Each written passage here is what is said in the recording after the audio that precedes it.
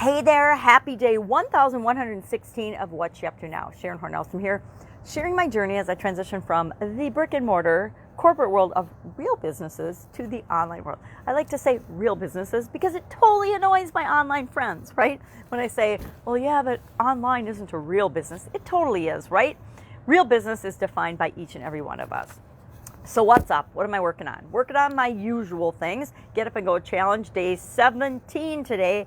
All about the O in our soap framework. I actually like these old soaps that I made last year better with the Get Up and Go Challenge last year, but it doesn't matter. I'll come up with something. I might actually create a line of soap that goes along with the challenge and with the soap framework. I think that'd be kind of fun. So everybody that does the challenge, we mail them a bar of soap, and that would help remind them every single day of using this and making until it becomes automatic. You know, how many times do we wash our hands a day now? Me, I've always washed my hands for at least the last 35 years, at least 30 sometimes a day, because I worked in the food industry. And guess what? We're always washing our hands. Everything's got to be clean and sanitary. So for me, COVID, no brainer. We're just sometimes using sanitizer instead of actually washing our hands, which I'm not sure which is harder on the hands. I went and got my nails done the other day, and the lady's like, your hands are so dry. And I'm like, yeah, I know. She's like, you might want to think about putting oil and gloves on them at night. And I'm like, yeah, okay, I'll do that. Not. I would like to, I should, but I forget. I just get tired and I climb into bed and I forget about it. So today, what am I thinking about? I'm thinking about, I did an interview yesterday on a lady's podcast, and she's doing a series of the one problem. And I was thinking about it and talked to my daughter. I might have mentioned it on this bit a couple days ago that I was going to do that, and I had to come up with something to do. So what did I do? I brainstormed a couple of ideas of what are different problems that I could talk about for 5 to 10 minutes and then provide the solution, because you don't want to just bring up a problem for everybody and then not offer up any solutions. Personally, hate that. Have you ever been a boss or a leader of some organization, and yeah, you're the leader, it's your job to manage everybody, but everybody all day long, all they do is bring you their problems, dump them in your lap, and expect you to solve them. Well, number one, that's bad training on our part or your part. If you don't coach people and train them on how to be self-solvers and to solve their own problems and to come with you for guidance and advice, but not expect you to do it for them. And that to me is a management issue and a training issue as well. But when I think about all the possible problems that we could talk about, I'm like, what am I going to talk about? Well, then it turns out I was in charge of my brand new week-old baby granddaughter. So during my interview, I had to bring her with me and hold her in my lap. You couldn't see her because I don't want her to be on video, and I don't know if her parents want her to either, or on, out in social media. I think everybody has their own opinion, but nowadays I think it's probably not a great idea to have your kids out in the world of social media. Just my opinion for a lot of reasons, but it's everybody's choice. It's each parent's choice, but it's not my choice to decide if they're going to be out in the World Wide Web or not. It's not my job to put them out there. So I had to do it with her in my lap, which was fine. She slept through the whole thing.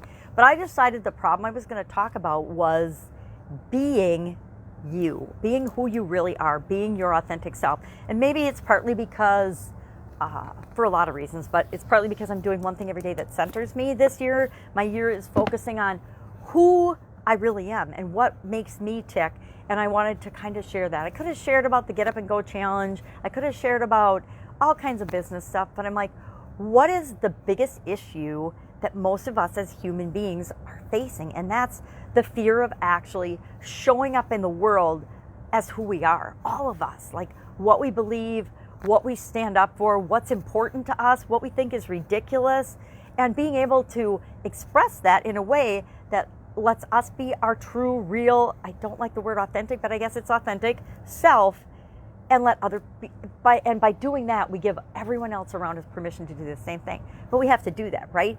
If we get to be ourselves, it means we have to let everyone else be themselves too, and understand that all of us are flawed. None of us are perfect. We're going to be really good at some things, not so good at others. We're going to love some things about ourselves. We're going to hate other things about ourselves. But we need to be who we really are. We need to make choices and decisions that are in alignment and consistent with our core values, what's really important to us. So if love and family is your core value and you're living consistently with that, you're going to make different decisions and choices throughout your entire life about work and other relationships and involvement with different entities and organizations, you're going to make choices based on that if you're living true to that core. Why do I say this? Because I know times in my life when I didn't show up as my authentic self. In corporate America, it was me, but it was only part of me. Only a segment of me and my personality and my beliefs and my values showed up in any position that I had in corporate America. My last job in corporate America was probably it was absolutely hands down my favorite. Why?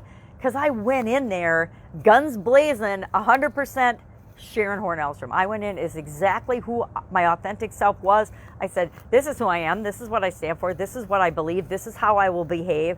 And I went through the interviews, and I was my last interview with them was a department head interview, which was with all of the department heads that I would be a part of. I'd be a member of that team and report to. And they got to just fire questions at me. And I just went in there. I decided, okay, this would normally be really scary, but I've done corporate America where I was only sharing and only being a part of me, and that worked out great. I had a great corporate career, but if this is going to be the situation, I'm going to go in and be, hey, this is exactly who I am and how I feel about things. Am I open and flexible to change and see things differently?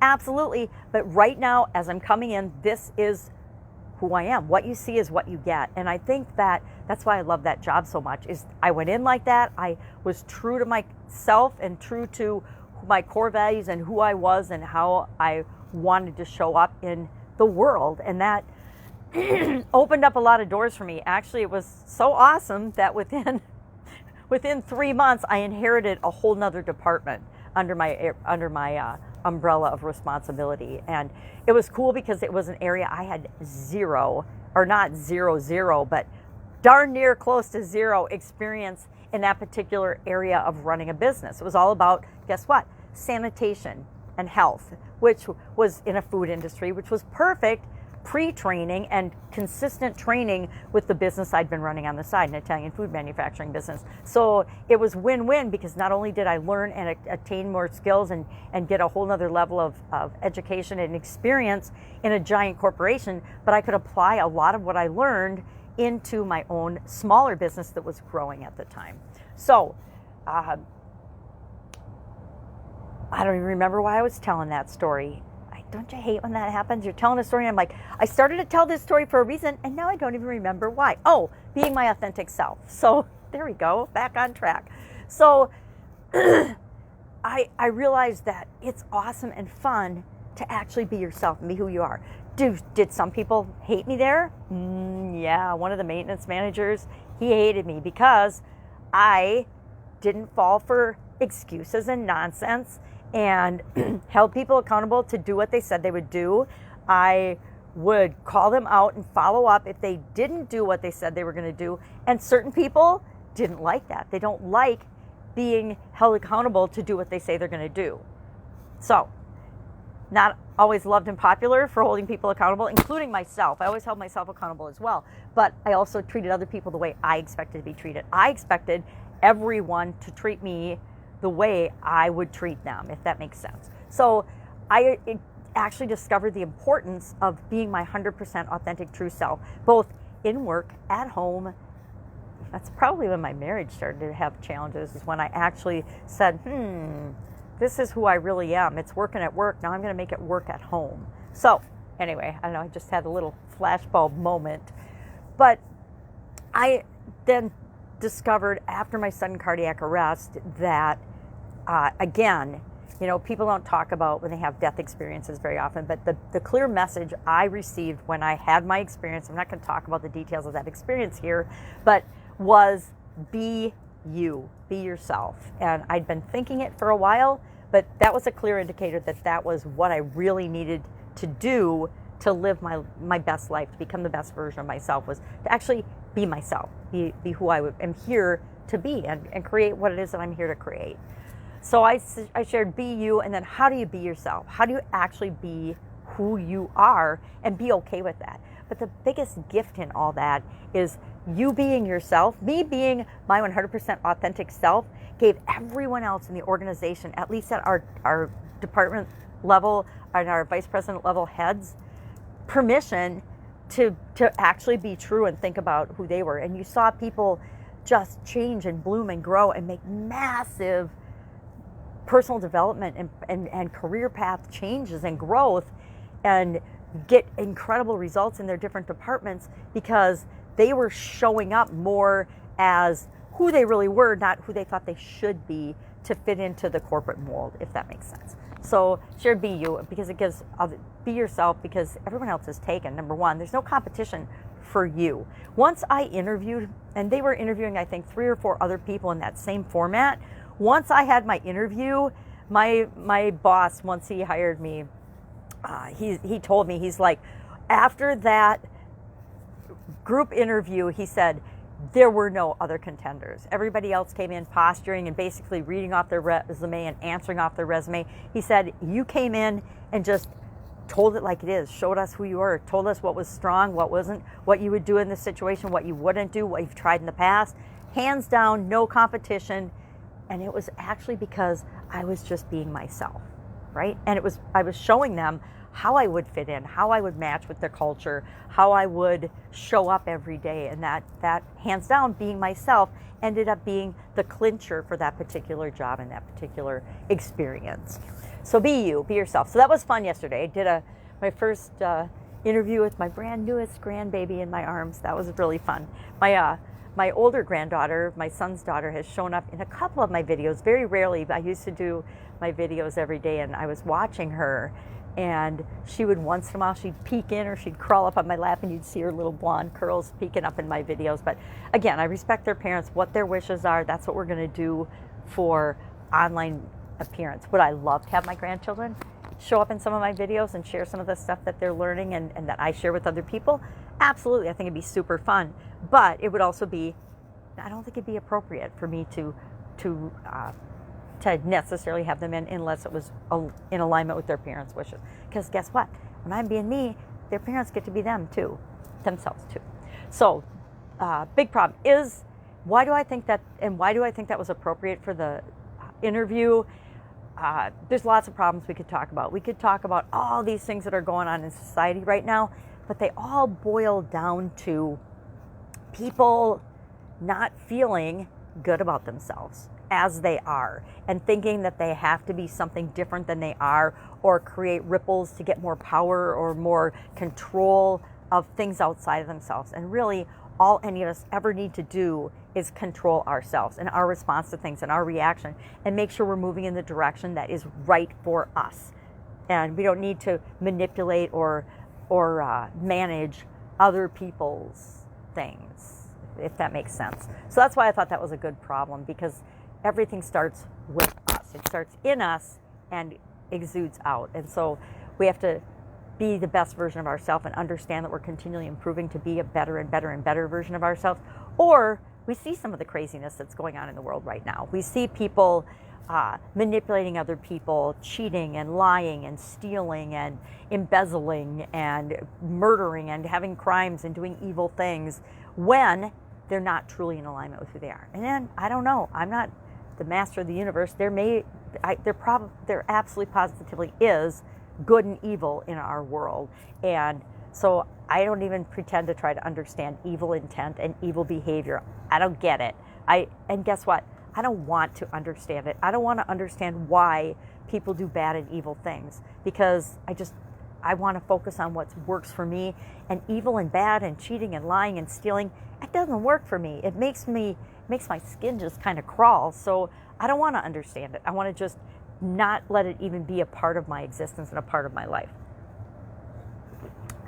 Centering challenge today was about learning something in the morning and then sharing it with someone else throughout the day. I love doing that. Learning something and then sharing it with somebody else. A lot of times it's my kids that end up hearing it first, and I test it out on them, and then I do videos and I share a lot of what I've learned, a lot of what I've seen over like lots of years of experience. I'm going to be 61 next month, actually in less than a month. I'm going to be 61. So lots of years of stuff that's worked and stuff that hasn't worked. And as I've come online versus the offline world, I'm seeing, what's different, what's changed, how do I have to change and be different in the online world than I was in the offline world. Heck, offline world, all I had to do was go to work, show up, do my thing. And in the online world, it's a little different. I have to show up, do my thing, but it's still, there's nuances and differences that I'm still working through, even after a couple of years of it. It's like, how do I want to be? How do I want to show up? Who do I want to be with respect to the online world, my online presence? And then I have to remind myself, be yourself. Who are you really? And who are you here to serve? What do you want to do? How do you want to show up? And that's just a reminder for all of us. Always be circling back. Oh my God, I just said circle back. Always be coming to your core and your center and what's important to you. And if you're in alignment with that, moving consistently toward what you want, you're bound to get there. There's no way you cannot. Is that it? Get up and go, supersize. Oh, today's idiom today was even a stop clock is right twice a day. And I used, of course, my granddaughter's favorite stop clock. Why is it stopped?